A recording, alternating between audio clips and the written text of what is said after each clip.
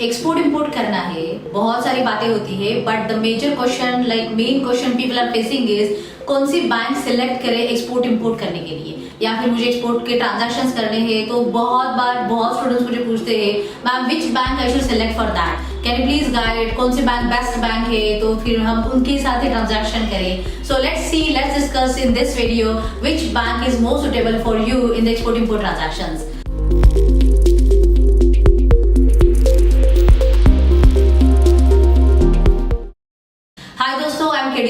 I'm author, trainer, exporter and business coach, and yes, I am on a mission to create 10,000 plus exporters by 2025. अगर आपने ये मेरा channel subscribe नहीं किया है तो just hit on the subscribe button, bell icon पे click करके और नोटिफिकेशंस को क्लिक करो, क्योंकि बहुत सारे वीडियोस आपके लिए बनाए जा रहे हैं ताकि आपको कॉन्फिडेंस मिले एक्सपोर्ट इंपोर्ट की जर्नी कैसे आगे चालू करनी है। Coming to the point, which bank is best for the export import business actually. So ऐसे अगर बोला जाए तो बैंक, सारे बैंक बेस्ट ही होते हैं। किसने कहा कि बेस्ट एंड वर्स्ट होता है? एक्चुअली बहुत सारे लोगों को एक्सपीरियंसेस ऐसे आए हुए हैं, शायद इसीलिए वो बताते हैं कि ये बैंक अच्छी नहीं है या फिर ये बैंक अच्छी है तो आप इनके साथ मतलब ट्रांजैक्शन करो। ऐसे बहुत सारी बातें लोग करते हैं। लेकिन अगर मैं ये कहूँ कि सच में एक्सपोर्ट में जाने के लिए या फिर एक्सपोर्ट के ट्रांजैक्शन होने के लिए कौन सी बैंक मेरे लिए अच्छी होगी? So the bank like which is service is good, या फिर उस बैंक के जो भी कर्मचारी है या फिर बैंक मैनेजर है उसके साथ आपके रिलेशंस बहुत अच्छे हैं। दिस इज एक्चुअली मेन फंडा, क्योंकि क्या है ना कि सर्विसेज तो हर बैंक देती है, लाइक कुछ कम ज्यादा हो सकती है लेकिन they are giving the equal because competition is in the market. Bank also have the competition with the other banks. So rates में बहुत सारे उनके कम ज्यादा चलते हैं, you can negotiate with them also, but the main important fact is like आपके उनके साथ रिलेशन कैसे है, ताकि वो आपको कितने हेल्पफुल हो सकते हैं या फिर आउट ऑफ द वे जाके कितना काम कर सकते हैं। सो ये बहुत बड़ा इंपॉर्टेंट फैक्टर है। सो नॉट नेसेसरी कि किसी ने अगर आईसीआईसी के साथ काम किया तो आपको भी उसके साथ ही काम करना पड़ेगा, या किसी ने एचडीएफसी के साथ ट्रांजैक्शन किया तो आप एचडीएफसी के साथ ही जाना पड़ेगा। It is not required actually, ये डिपेंड होगा हर एक के साथ। फॉर एग्जाम्पल अगर मैं कहूँ कि मेरा banking like Bank of Maharashtra के साथ चलता है, एक्सिस के साथ चलता है, so I am comfortable with those banks. क्यों? क्योंकि ओके मेरे उनके साथ बहुत ट्रांजैक्शंस किए हैं अभी तक और उनकी सर्विस भी मेरे लिए अच्छी है और हमारे रिलेशंस भी अभी उस बैंक के साथ अच्छे हैं। So that is helpful for me. So it doesn't matter which other bank is best for me or not. I'm okay with this. इसका मतलब क्या है कि मैं हमेशा वही सजेस्ट करती हूँ कि आपके लिए कौन से बैंक के रिलेशंस अच्छे हैं, या फिर आप पहले से बैंकिंग करते आए हुए हो और उस बैंक के साथ आपके रिलेशन अच्छे हैं, go with that, not an issue, right. लेकिन अगर आप स्टार्टअप हो और आप पहली बार जा रहे हो तो अभी दूसरी बात होती है ना कि which bank I should prefer, nationalise और प्राइवेट। दोनों बैंक वैसे अच्छे ही है, राइट लेकिन है ना कि कुछ चीजों में प्लस एंड माइनस दोनों का है।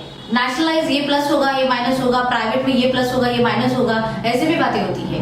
सो अगर मैं कहूँ कि एक चीजों के ऊपर फ्लेक्सिबिलिटी नेशनलाइज के पास होती है, प्राइवेट के पास मतलब उतनी फ्लेक्सिबिलिटी नहीं होती, depend on the export documentation and all other things.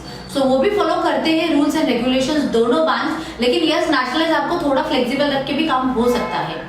So I should like advice you कि अगर आप स्टार्टअप हो और फर्स्ट टाइम जा रहे हो तो you can prefer for the nationalise also, but if you have good relation with the private bankers, yes you can go with them also. ऐसी कोई बात नहीं है कि इसको ही चुनना है या उसको ही चुनना है।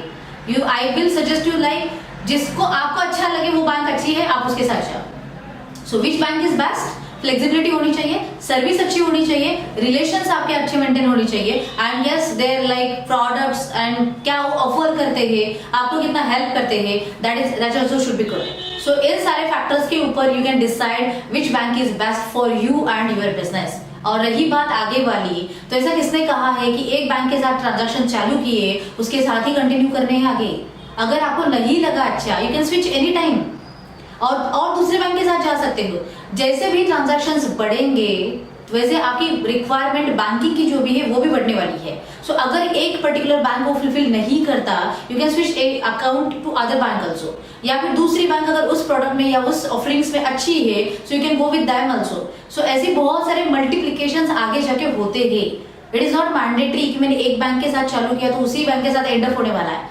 और बिजनेस जैसे मैं कहूँ कि स्टार्टअप के लिए कुछ अलग रिक्वायरमेंट्स होते हैं, मीडियम जो भी चलते हैं उनके लिए अलग होते हैं, और जो लॉन्ग टर्म लाइन अभी एक्सपांडिंग बिजनेस में है, ग्रोइंग में है, उनके लिए कुछ अलग रिक्वायरमेंट्स होते हैं। So based on that you can select the banking and which bank is best for you. To the start, you can go with the flexibility and service point of view, and to the next, like you can go with the offerings, products, and the charges जो भी कुछ वो offer कर रहे हैं. But yes, always you can negotiate with them. So in that way, you can start your banking. Export is easy. Don't be confused always. Don't limit yourself. Yes, you can start the journey because everything is possible. So yes, let's start. Take action. Jai Hind.